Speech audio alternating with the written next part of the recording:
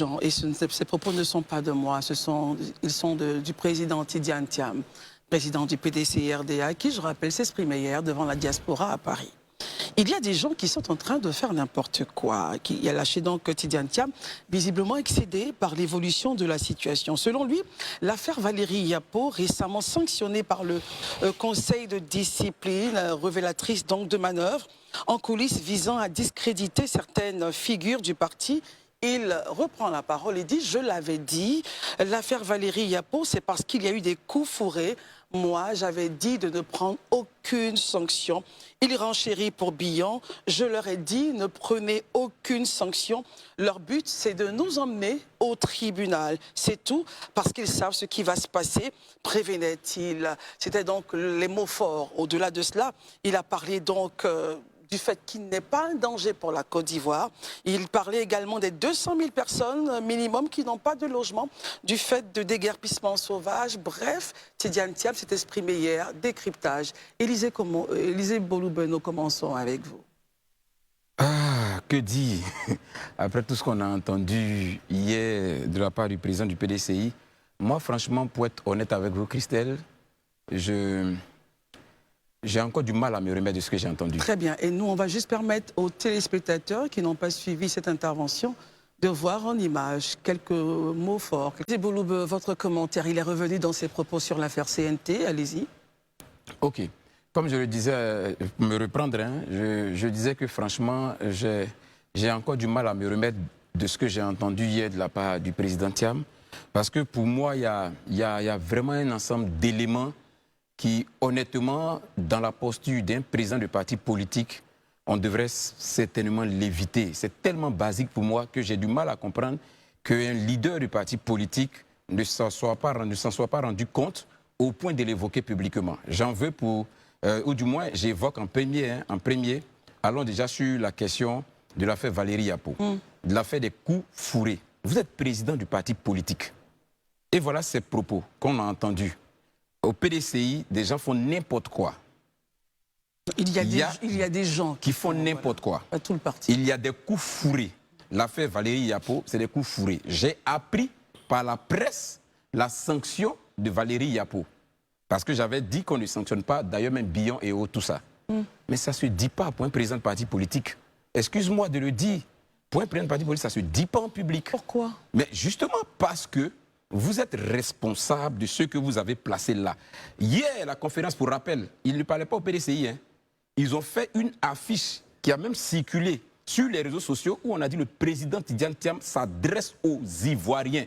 C'était le libellé. Oui. Donc, on suppose que hier, il ne parlait pas aux militants du PDCI, mais il parlait aux Ivoiriens.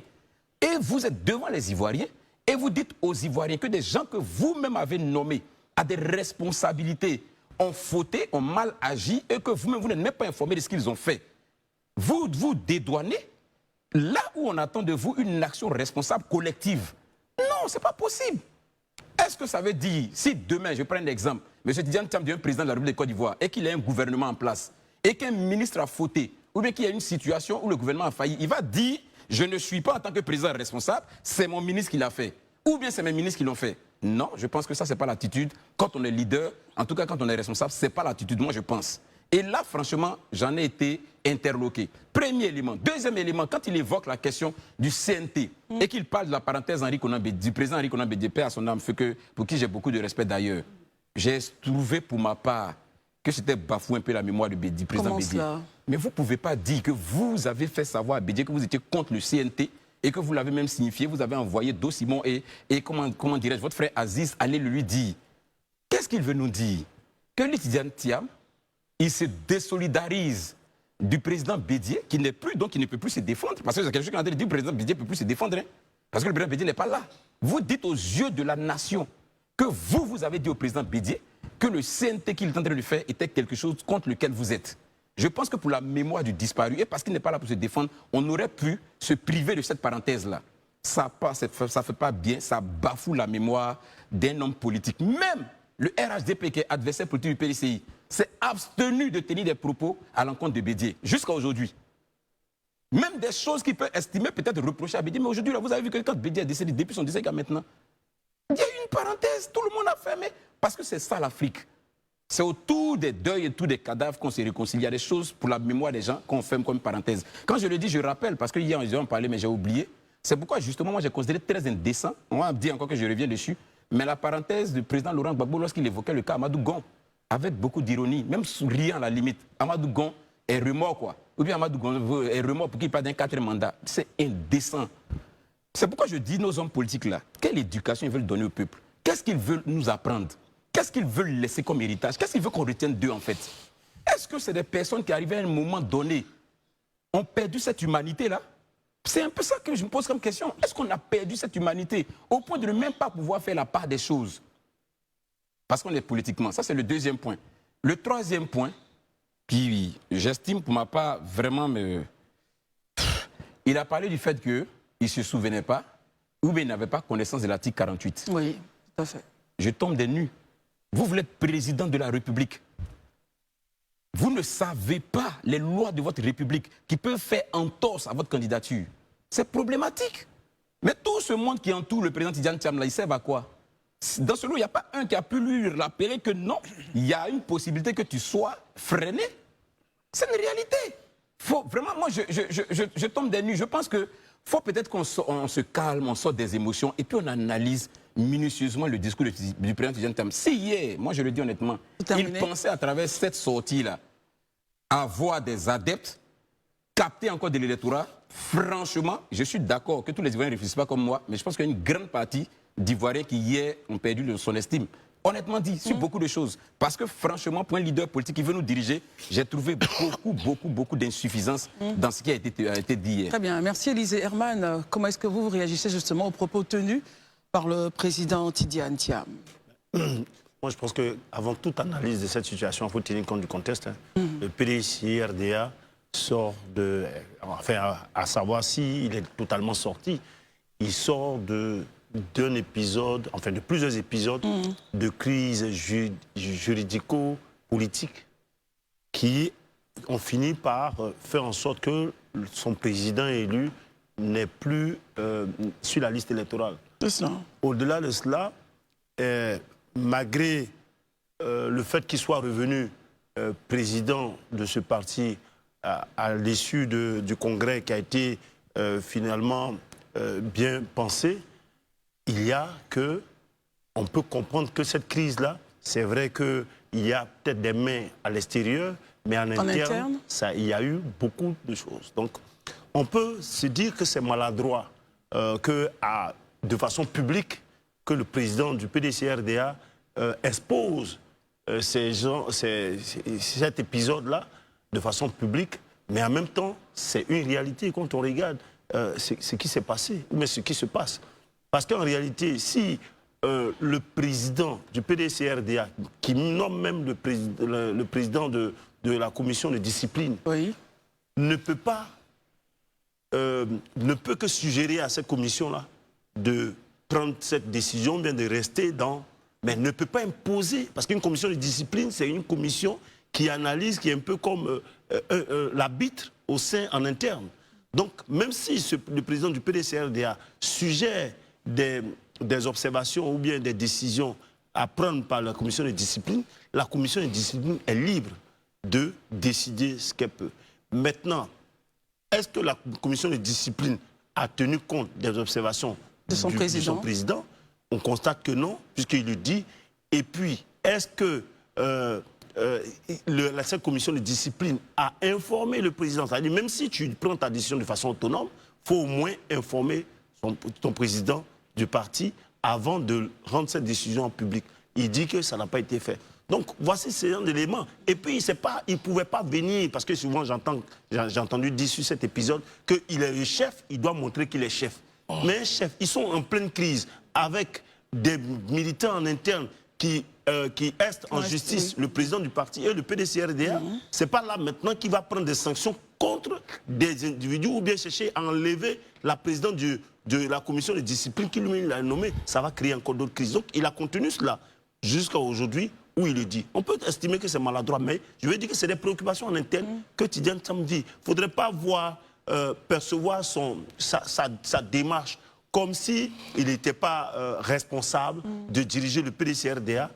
C'est parce il se dit que les personnes qui l'ont fait, qui ont fait en sorte que le parti soit arrivé à cela, ça a été savamment pensé et qu'aujourd'hui, là, il sait plus ou moins d'où ça vient. Mais justement, Herman, est-ce que justement cette sortie n'appuie pas justement sur les tensions ou démontrera d'une certaine fragilité en interne? Non. Parce qu'aujourd'hui, quand vous regardez, enfin, on va observer pour voir, parce qu'il y a quand même la manifestation, la marche prévue le 14 juin, ça va permettre de savoir. Mais je ne crois pas. Regardons même les réactions des militants et sympathisants du PDCRDA. Et à la limite, ils continuent de vouer leur reconnaissance à leur président du parti. Parce qu'effectivement, il peut avoir, effectivement, quand on regarde Jean-Luc Bion, quand il a commencé avec Mme Valérie Yapo, qui a suivi après, on sait bien que, et puis Valérie Yapo n'a jamais cessé de dire qu'il y a des personnes, des grandes figures au sein du parti qui les aident en sourdine. Donc c'est pas nouveau. Il n'a pas cité le nom de quelqu'un. Pour le moment, l'on dirait qu'il n'a pas atteint tous ses objectifs. Donc peut-être que c'est un monsieur qui est touché par la déception. Mais j'ai aussi noté que le président Thiam a trouvé des excuses par rapport à certaines situations internes au sein du parti. Il aurait été préférable que ce soit un de ses collaborateurs qui porte ce point, de mon point de vue. Comment cela? Quand il dit qu'au PDCI, il y a certaines personnes qui font n'importe quoi, c'est lui le chef. Un chef ne porte pas ce genre de point en public. Ce point-là aurait été intéressant de mon point de vue si le président Thiam l'avait porté au bureau politique. Où on lave le linge sale en famille. M. Bion est assis, Mme Valérie Yapo est assis, M. Guikawe et tous ceux qui sont fâchés. Tu portes le point, vous réglez le problème hors caméra.